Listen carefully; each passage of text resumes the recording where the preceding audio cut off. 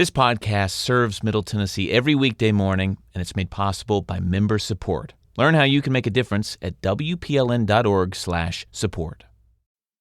This is the Nashvillager Podcast.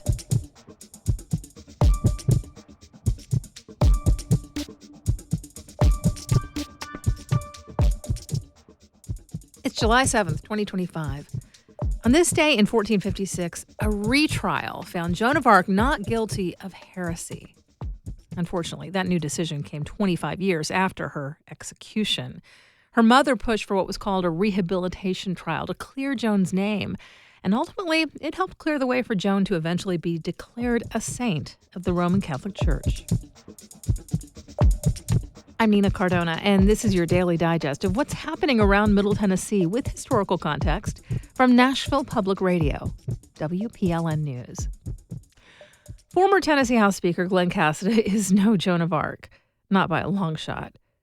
But he is hoping a retrial might clear his name of the federal corruption charges that he was convicted of a little less than 2 months ago.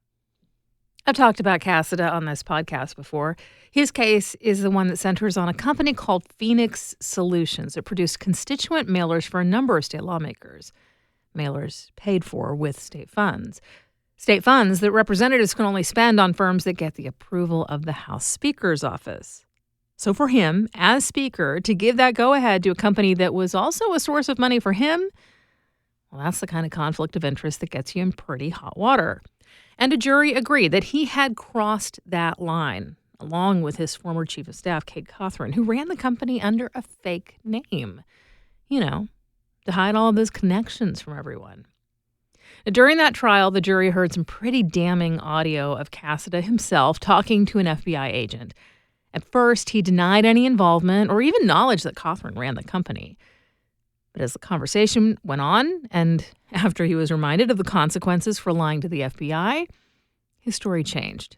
He admitted to certain key aspects of the charges against him, knowing Cawthron was running the firm, keeping his identity a secret from the state itself, and Cassady admitted to drawing a commission for anyone he recruited to do business with Phoenix.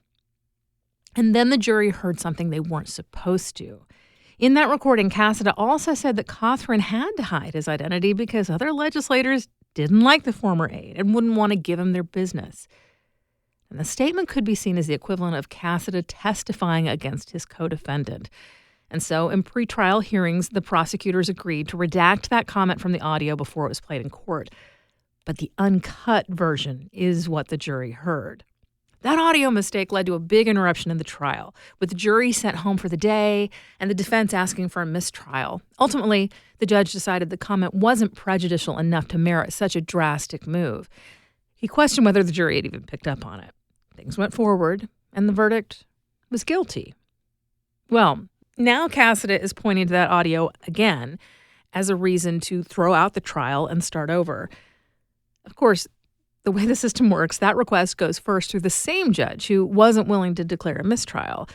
But this time around, the attorneys have had 6 or so weeks to gather their thoughts in a 32-page motion, which pushes back against the idea that the comment may have been lost on jurors altogether, and also reiterates all of the responses they had during the trial to the 17 counts that Cassady faced. Cawthron is expected to make a similar request for a retrial soon. In just a few minutes, a groundbreaking Black Roots musician shares the artifacts of his time. That's coming up after the newscast.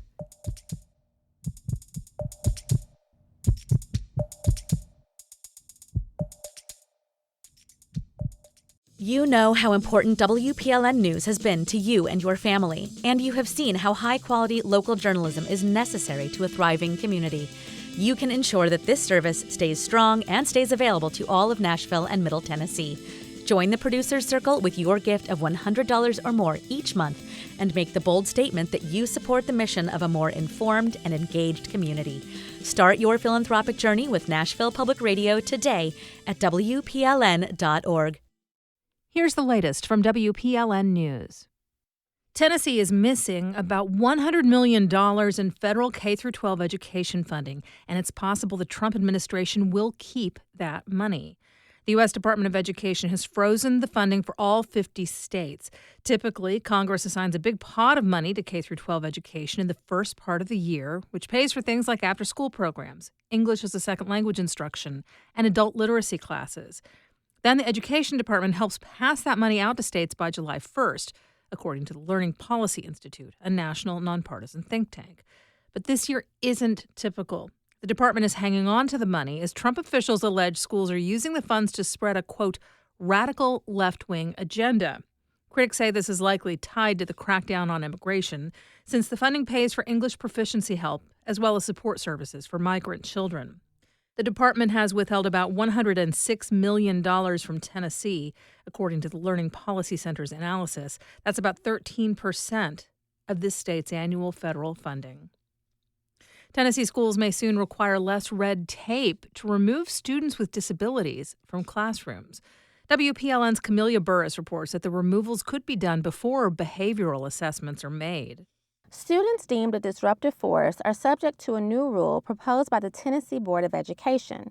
However, some disability advocates fear that the language is too vague. My main concern is that we're not doing this overly for every child who might be having some disruptive behaviors. That's Emily Whitson, education mentor at the ARC of Tennessee, an organization that assists people with intellectual and developmental disabilities. A behavioral assessment is a process to understand a student's challenging behavior and provide a plan to fix the problem. It takes about 60 days. Whitson also worries about the effectiveness of doing assessments after students are removed from the classroom. Unlike if you stay in the environment where in the gen ed classroom where they were, you can actually see maybe why the behavior is happening and actually come up with a better behavior intervention plan. She does say that there are some instances where removal is necessary, like if a student is a danger to himself or his peers. Removal is based on the student's individualized education plan. Whitson wants parents to know that they have a say in this decision. The Tennessee Board of Education will hear public comment on the rule on July 24th. Camelia Burris, WPLN News. A Tennessee state lawmaker is calling for a state takeover of Trousdale Turner Correctional Facility, a troubled private prison in Hartsville, about 50 miles east of Nashville. Representative Michael Hale is a Republican who represents the district next door to the one housing Trousdale Turner. He wrote on his social media he's deeply concerned about problems at the facility, which is run by the Tennessee-based national private prison company, CoreCivic. District Attorney General Jason Lawson has also called for a state takeover, according to the Tennessee Lookout. There have been widespread mismanagement concerns within the facility. The state government has already docked the contractor's pay and moved people out of the prison because of safety issues. But tensions have risen further since a riot broke out in June. Inmates stabbed a staffer and took over an inner yard. Special Olympics Tennessee has been working to bring the big games to Nashville, and it looks like they have a shot. Special Olympics North America has recommended host cities for the next two USA Games, Cleveland for 2030 and Nashville for 2034. Special Olympics Tennessee, Vanderbilt University, and the Nashville Convention and Visitors Corporation are working to finalize an agreement that would showcase the city's commitment to becoming a host, according to a press release. The Special Olympics are expected to bring in about 125,000 spectators. For context, the CMA Music Fest brought in 90,000 people in 2024, and Bonnaroo brought in about 70,000. It took a few days longer than expected, but the corpse flower at Austin Peay State University bloomed on the eve of the 4th of July and drew more than 2,000 visitors over the holiday weekend. Among them, Austin Peay alum Meg Schlichter, who arrived soon after hearing that the bloom had begun. I mean, it's like a 6-foot-tall flower that smells bad. Who doesn't want to see that? That's awesome. Right? The flower stands more than 5 feet tall and opened for the first time in 10 years. It's known for having one of the largest blooms in the plant world and for the smell that comes with it. All right, so what about the smell? It smelled kind of peppery and not bad. I expected it to be bad, and I kind of went in there, got a whiff, and said, it's not bad. The university has fielded crowds in the past for its other corpse flower. Staffers handed out stickers, encouraged visitors to pose for selfies, and live streamed the bloom for several days. WeGo's latest service changes went into effect this weekend. The updates include more frequent evening and weekend service on routes running along Gallatin, Dickerson, Murfreesboro, and Charlotte Pikes. New stops have been added on the Thompson-Wedgwood route, And Lebanon Pike buses will now travel twice a day to McGavock High School on school days. WeGo updates its routes, schedules, and bus stops twice a year, once in the winter and once in summer. Many of these changes are funded by the new transit sales tax that went into effect in February. You'll find more news anytime at WPLN.org.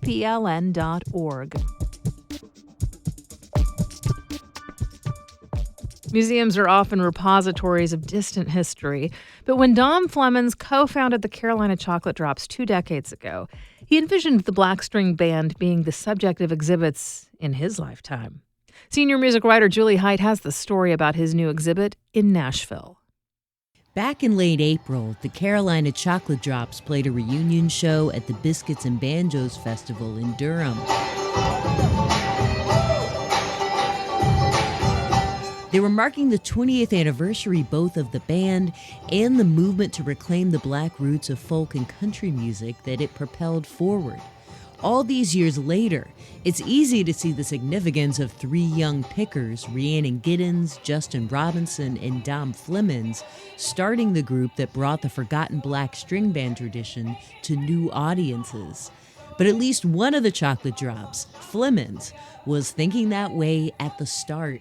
He was barely in his 20s and already acting like the band archivist, collecting all their show flyers and plenty else. Knowing that this was going to be something that was going to mean something to people in the future. How far we would go, we had no clue what that was going to be. But each place we went, it kept growing and growing. When I interviewed Flemons at the Durham Festival, he told me he would soon commemorate the Chocolate Drops history by displaying some of his artifacts in downtown Nashville's Westin Hotel. I met him in the lobby and found that I wasn't the only one who'd zeroed in on the dapper musician's presence.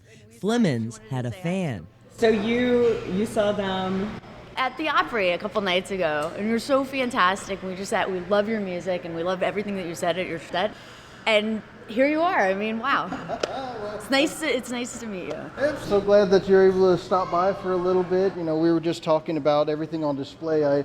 One item behind the glass is a resophonic guitar he played during the Chocolate Drops' very first appearance in Nashville on the Grand Ole Opry. From North Carolina, Rhiannon Giddens, Justin Robinson, and Dom Flemons, the Carolina Chocolate Drops. Here they are. Flemons certainly still plays, but he was willing to part with some instruments so that people can get a good look at them. Because of the way that the black roots music community has grown, I really wanted to have those type of artifacts here in Nashville. They need to see the artifacts of the originators and the pioneers that have helped create the modern sense of black roots music. When Flemons agreed to partner with the National Museum of African American Music and Vanderbilt University on this exhibit, he was told it could only hold so much. 6 items. I don't know if I can do it. You might need to step over here. Yeah, we got Vania right over here. Vania Kennard played a pivotal role in the decision-making. She's his business manager and collaborator. Plus, they're married, so she knows his collection intimately. He wasn't comfortable picking the items himself because he felt like, I don't know which ones have more value. They all have value in the same way to me. I was like, if this is going to be a representation of Dom, it's got to have a little bit of boots and instruments and music to kind of hint at the different parts of Dom's musical career. So that was my process. The banjo displayed before us is one Flemons took all over the world with the Chocolate Drops and had to get repaired when it didn't make it through an overseas flight in one piece. Next to it, the headstock of a tiny clay banjo is missing. A sculptor was moved to make multiple whimsical renderings of the Chocolate Drops as musical frogs after seeing them play at a North Carolina festival. And so I picked this one because in the front of it, there's like a little worm that's looking at the band and is like smiling and kind of bobbing its head along. And I like that idea of there being a little audience. That's not the only eye-catching art on the shelf, Flemons notes. They're called ugly face jugs. I can see why. Now, this is a folkloric practice that goes back to the early 1700s, and there are links back to Africa and enslaved people coming and making clay jugs that in some ways symbolize a spiritual practice of evil spirits being put into a jug and put away. The jug is another of Flemons' instruments, one whose flatulent bass lines added humor to Chocolate Drop's numbers. And I played this one on stage for about 2 years, from about 2011 to 2013. That's when Flemons left the band and set off on his own. U.S. Marshal and a Lone Ranger. A vinyl copy of his album Black Cowboys symbolizes how he's carried on with the work of excavating black roots culture.